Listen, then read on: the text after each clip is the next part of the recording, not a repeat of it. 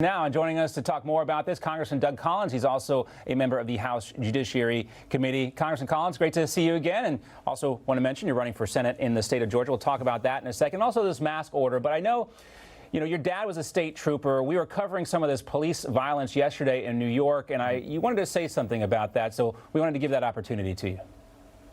Look, I'm fed up right now, and I'm just more than disgusted with what we're seeing in Portland and New York and de Blasio, and even here in Atlanta with Mayor Bottoms, who have not had their polices back. In fact, have actually been antagonistic. All this issue of defunding the police and taking money away from the police is simply disrespecting the police. And what I want to say to these mayors and these governors and folks like AOC and others and Tlaib and others who have said that they want to do away with our police departments is get into a car, go actually do the job, spend nights out away from their family, go into areas in which they're going into hostile environments and having to preserve law and order. And when they do that, then they may have a perspective instead of sitting there with their executive details, with these mayors who have their security guards around them, telling the rest of the police force how to run it. If they don't have any better than that, they just need to shut up and let the police do their job and have their back while we get rid of the bad officers, but take care of these 99.9% of all the other law enforcement officers who do it right every day. I'm tired of politicians pandering to people on the left about our police departments instead of helping them do their job. Yeah, I mean, that's one of the things, right, about these mask orders is you have to have somebody to actually enforce them. We saw a situation in Michigan earlier this week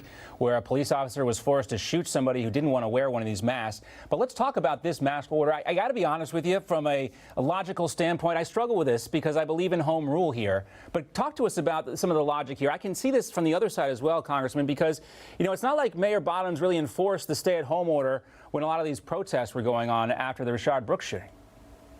No, she was actually holding the police back from actually being able to enforce the law when we were having looting and other things going on. Let's just be honest about the mask mandate. Private businesses are asking people to wear a mask when they go in their business, perfectly within their right.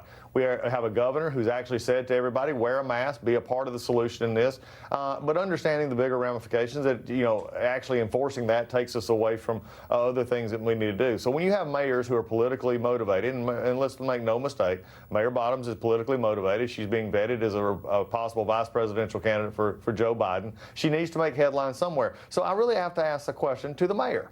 Mayor, do you have enough resources to go around and make sure everybody is wearing a mask when they're out, when they all should be, and taking the proper precautions during a pandemic? Or are you going to finally just say, I need to put my resources and taxpayer dollars behind our police department and get rid of a Fulton County DA who is targeting our police? I think it's a matter of priorities, and the mayor needs to understand that. The governor has issued the order. The governor is running the state. She needs to help make sure Atlanta is protected. Yeah, the situation in Georgia, getting worse like a lot of other places, and somebody's got to get control of the situation there. Brian Kemp trying to do that. Now, let's also talk about your Senate race. You, of course, with Senator Kelly Loeffler and the president this week when he stopped by Georgia. I got to ask you honestly, Congressman, is that a little awkward at all, kind of being there at the same time?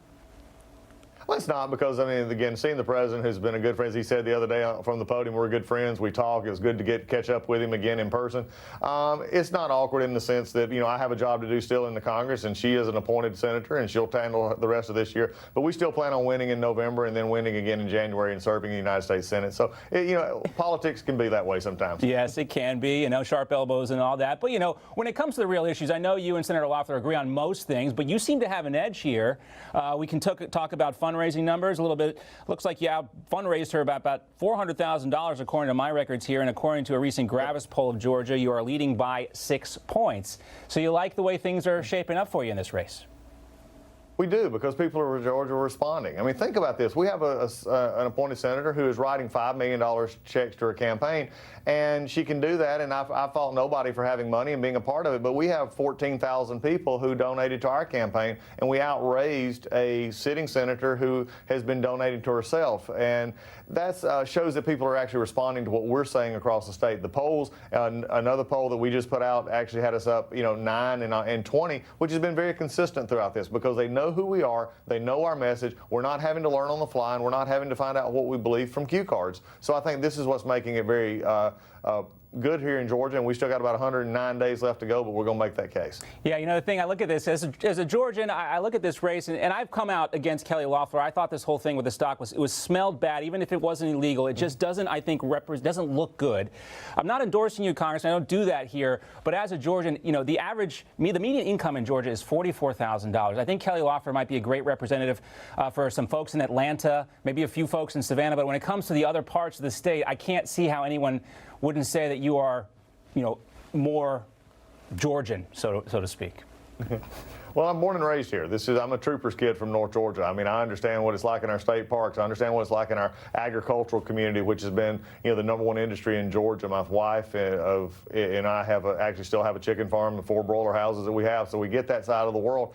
And, you know, from her being a public school teacher, we just relate to what Georgians have been going through for almost 54 years of, which will be next month. I have been in Georgia. I'm a Georgian. And we need to actually, though, just look at it from a different perspective. We need someone who can take conservative values and be able to articulate those to people who may not understand what those values are here in Georgia, but also do so on a national-wide level. We think we have proven that we're able to do that over the past few years, and especially in the last 18 months, that we've stood up against almost the onslaught from the left as they've attacked this president and attacked our country. Yeah, my point, too, when we were talking about this race before, we've asked Kelly Loeffler to come on our program. She has not accepted our invitation, but, you know, there's only one candidate in this race, well, only one Republican candidate in this race that I believe it has actually donated to the Clintons before, and it's not you.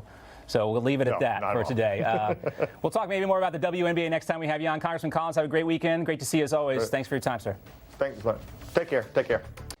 You just watched Newsmax TV, America's fastest growing news channel, now in 65 million homes. Get Newsmax TV on all the major cable systems or go to newsmaxtv.com and click on the Find Newsmax tab to locate us. Remember, Newsmax TV, we're real news for real people.